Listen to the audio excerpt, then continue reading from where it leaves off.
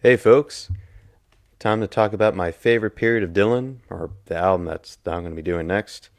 I know I've been spreading these albums out because I've been obviously with my job and everything else that's been going on, and I've been very busy, so I haven't been really focused on doing a lot of Bob Dylan albums and stuff.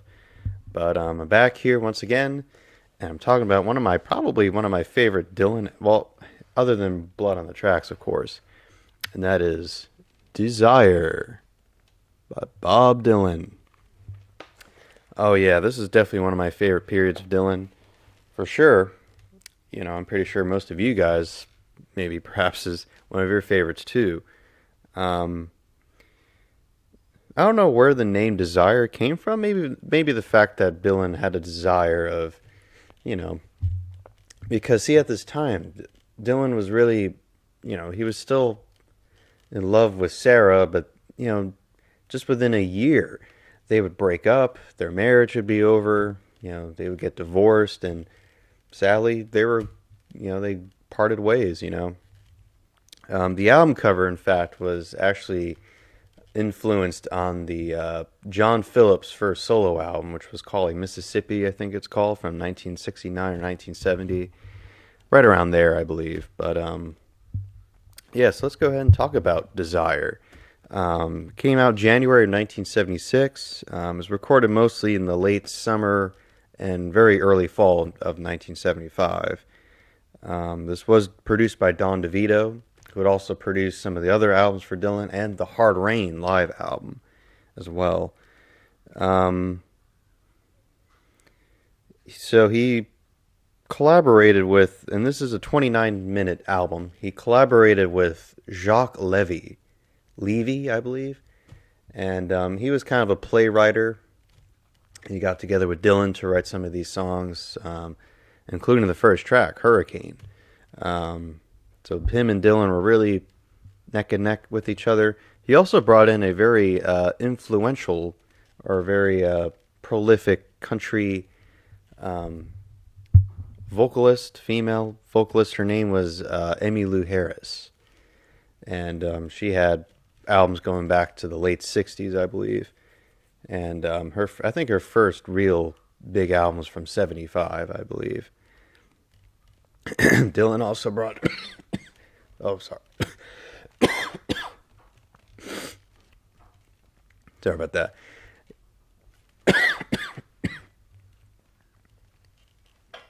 Okay. Anyways, he also brought in Scarlett Rivera. She was from. Trying to remember where she's from now. Um, oh, she's from Chicago, and Emmylou was from Birmingham. Yeah, so Dylan brought them together in the studio, and I think this is a very excellent recording sounded album. Also, Rob Stoner on bass as well. Yep. Um, John Berg was the one who did the album cover, the photo shoot or whatever. This album also went number one. This was Dylan's second album. Or no, excuse me. This was his third album to go number one. So overall, this album is pretty much a very personal album. Not so much like Blood on the Tracks, of course. You don't really get so much of the deep, really poetic lyrics on this album. But I think this is definitely, for sure, Dylan's highlight, for sure, of this period of time here. And I think Dylan was definitely writing a lot about some of the things that were, some of the things that were that were going on at the time. So yeah, let's go ahead and talk about this great album. Let's go ahead and flip the pages here to get to the lyrics to the album, or the songs to the album.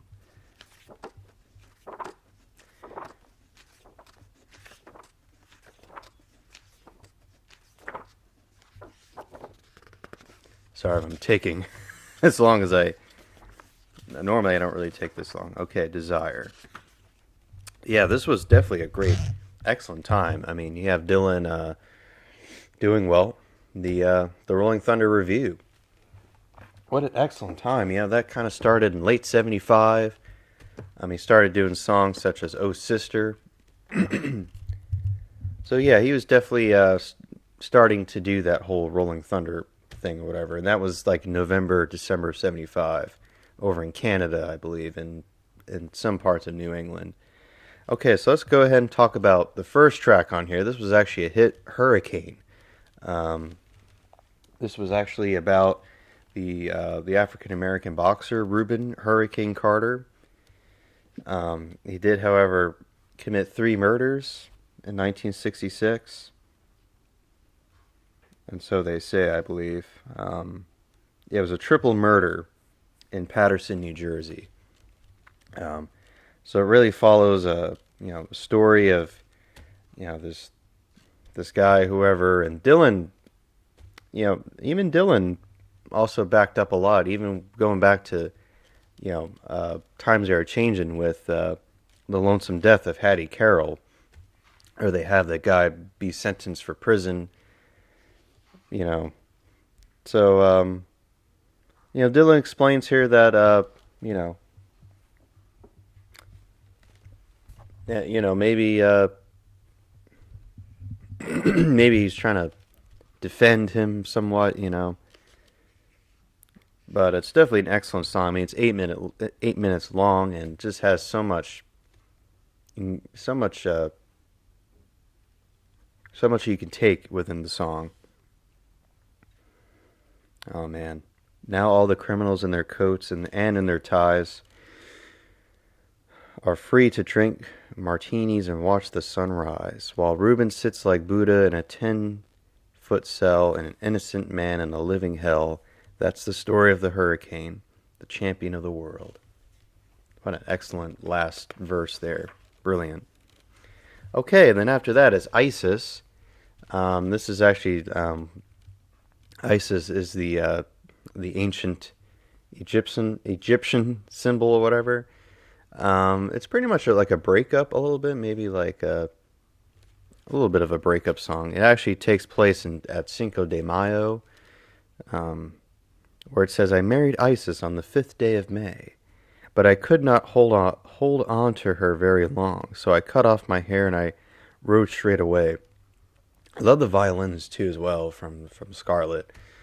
I also do like the piano. This is actually the only song that features piano here played by Dylan, and it's just really a nice, beautiful song. How she told me that one day we would meet up again and things would be different in the next time we wed. If I only could hang on and just be her friend, I still can't remember all the best things she said. It really is a gorgeous song. Not much to really add on to. Okay, then we get Mozambique.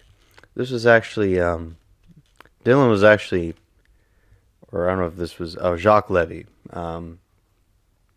I believe Mozambique got their independence in 75, so maybe that's the reason why he wrote the song. It's actually located out in the islands in South Africa.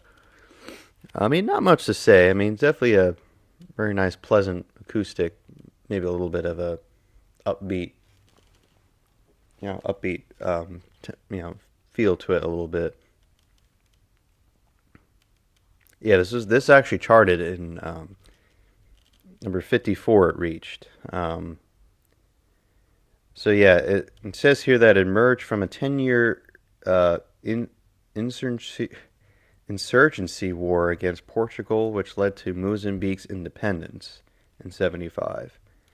Most people, this also may assume some of Dylan's fans who did not understand the satire. Said that a couple of people have covered this song, including Jimmy Buffett. I didn't know that. That's funny. Anyways, really good song. Comes after that 6-minute Isis. Okay, then we get One More Cup of Coffee. This was a Dylan composition here. I really like it. This was his trip out to France, and then he took a cup of coffee and he ran. It's a silly story on that, I guess. I like this. Your breath is sweet, your eyes are like two jewels in the sky. Your back is straight, your hair is smooth. On the pillow where you lie, but I don't sense affection, no gratitude of love or love. Your loyalty is not to me, but to the stars above. Don't you like that song? It's very pleasant. Do like Dylan's acoustic and of course his harmonica. His harmonica playing is just brilliant on this album. It's just excellent. What could I say about that song? It's a really good song. Scarlett once again with her presentation here has a very and even the album too has a little bit of the Tex-Mex, has a little bit of a gypsy exotic sound. Really good one. And then we get "Oh Sister," written by Jacques Levy, Dylan and Jacques Levy. Um, it's a pretty simple, little song, I guess. Um, this was recorded July 30th, 1975. And I like this line here. We grew up together from the cradle to the grave. We died and we were reborn and then mysteriously saved. Oh, sister, when I come to knock on your door, don't turn away. You'll create sorrow. This time is an ocean, but it ends at the shore. You may not see tomorrow. Wow, what a line! I just, and you can even tell that Dylan's also putting a little bit, throwing a little bit of some biblical stuff in here as well. But it is a nice song. I do like Dylan's acoustic playing, and it's just a really good song. Okay, and then we get Joey.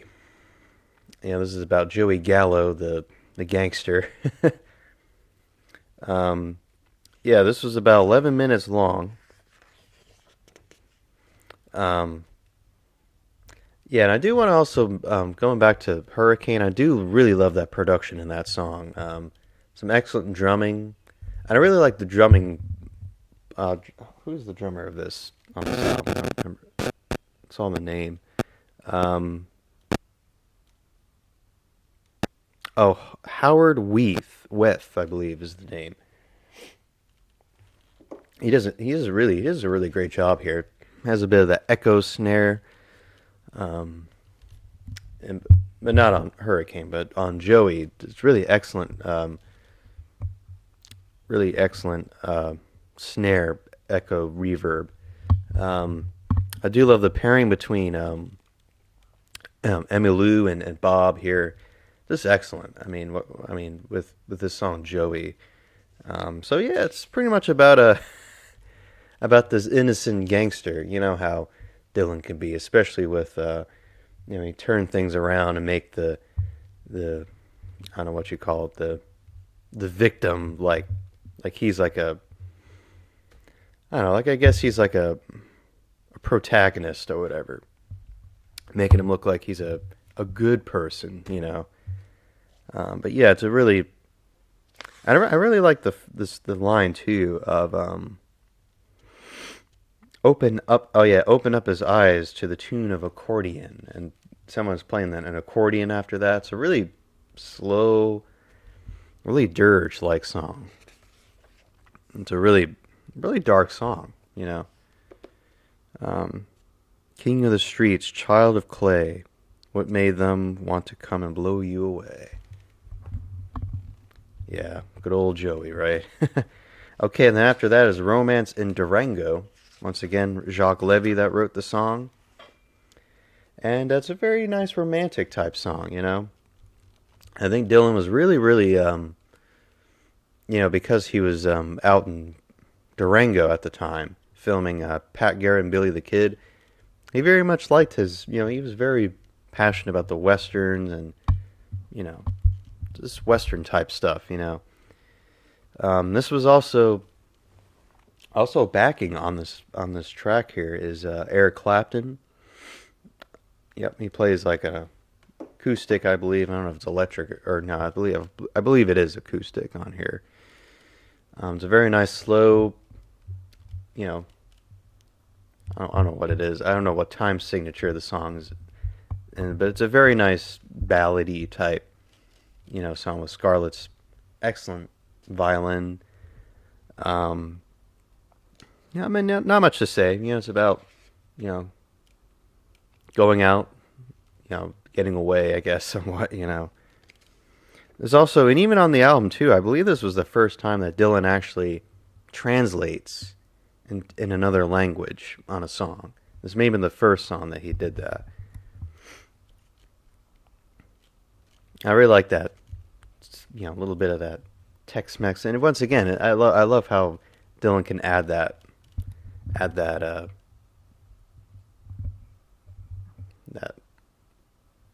don't know trying to what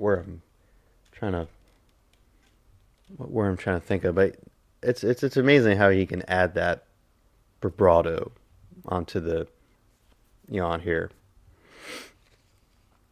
The really nice song. Okay, then we get Black Diamond Bay.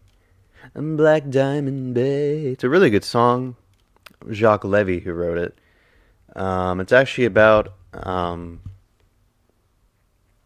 I believe it's about an island, right? I believe it's somewhere out in Mexico or something like that. It says up on the white veranda, she wears a necktie and a Panama hat. Yeah, once again, it's a really nice up-tempo song. Really love the drumming here as well. By the way, Rob Stoner, if anyone, I was looking up a little bit on Rob Stoner. He played on American Pie by, Don McLean. But yeah, it does excellent here on bass, here on most of on the album, especially on this track too. It's a pretty long song, And there's really nothing anyone can say, and I never did plan to go anyway to Black Diamond Bay. Okay, then the last track on the album is Dylan's last kind of attempt to get his love back, to get his love, to really drive it home here. And that's Sarah. I can't believe, to think before this song, 10 years before this song, was Sarah a sad-eyed lady of the lowlands. And he even mentions in the lyrics to Sarah. Yeah, I said, I can still hear the sounds of those Methodist bells. I'd taken the cure and had just gotten through, staying up for days in the Chelsea Hotel, written sad-eyed lady of the lowlands for you. Sarah, oh Sarah. I love his vocal, his cadence on here. It's a really beautiful song, It's really, he really loved Sarah, he really did. He really did have a good, he did have something for Sarah, Now the beach is deserted except for some kelp and a piece of an old ship that lies on the shore. You always responded when I needed your help. You gimme a map and a key to your door. Sarah, oh Sarah, don't ever leave me, don't ever go. What a beautiful song. And I think Desire is definitely my top favorite Dylan album of the 70s. I can understand some other people not, really, they kind of brush under the rug a little bit, But yeah, Rolling Stone 100 Greatest Albums, they ranked it at 174. So yeah, there you go. Desire, really, really great album. Of course, this was definitely in the midst of the Rolling Thunder review. And the same year, he came out with Hard Rain, which was part of that first, I believe it was from that first or second leg of the Rolling Thunder. And yeah, so the next album, I'm not going to do any live until maybe a little bit later, live albums. I'm going to be talking about Street Legal, which definitely had a more different drive, more different, definitely a different, more perspective. But anyways, that's all I can say about Desire. It's a really great album, Anyways, take care. Bye-bye.